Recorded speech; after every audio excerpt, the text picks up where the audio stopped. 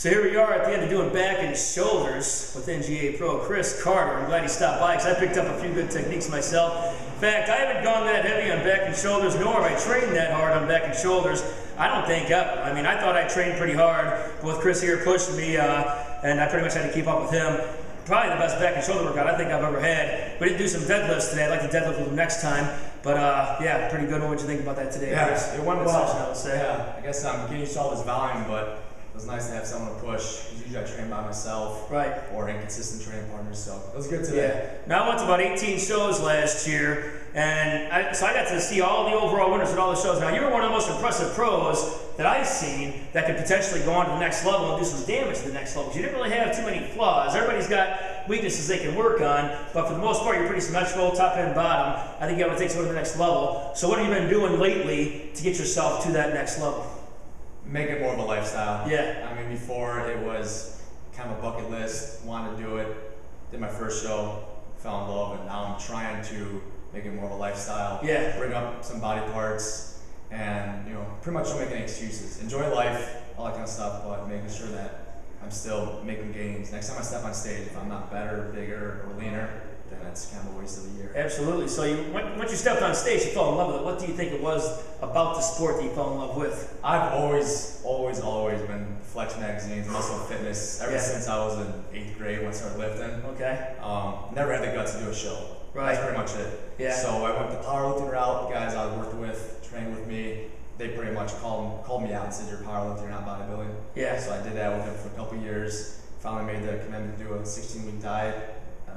Did pretty well and never turned back. Yeah, when you were reading Flex magazine in 8th grade, who were some of the guys you looked up to that inspired you to look like someday? All the guys in Olympia. Yeah. I mean, I started with the Arnold's with his encyclopedia. For that sure. was my first book I think I ever bought. Yeah. But then it was, Jay Cutler's, Ronnie Coleman's, all those guys. I mean, but I knew I'd never be like that. But that was a goal of mine to try to get close to that. Okay. So you're living the life of a pro now, okay? You're living day in, day out. You pretty much have to be that way because you really can't have an off. So you got to have off season, but you don't really get off track too much. You got to train for it all year round because some guys are training for one show all year long. So yeah, and that's unfortunately that's typically what I have to do. Yeah. Just with my job, it's hard for me to do more than one show a year. Yeah. It's just too much dieting, too many hours of work. So it can't be. I give myself one show a year. Maybe it will go to a couple of shows a year. Maybe it'll go one every 2 years. I don't know.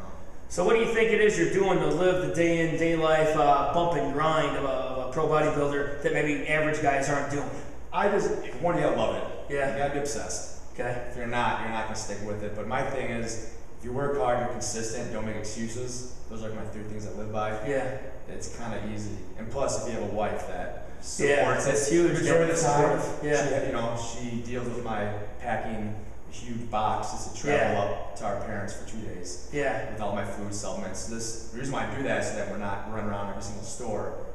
Up on vacation, I can just take care of myself and make sure no one else has to deal with me.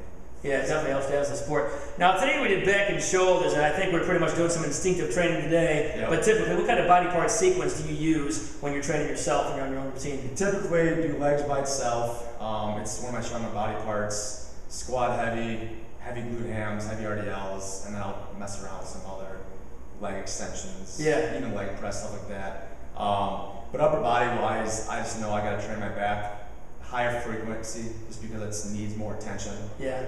My chest, I can't deal too many little pec injuries, but I can understand typically I try to do 1 or 2 body parts a session. Okay. And if I do higher frequency, 1 or 2 body parts a session. If I do lower frequency, I do 1 body part and just destroy it.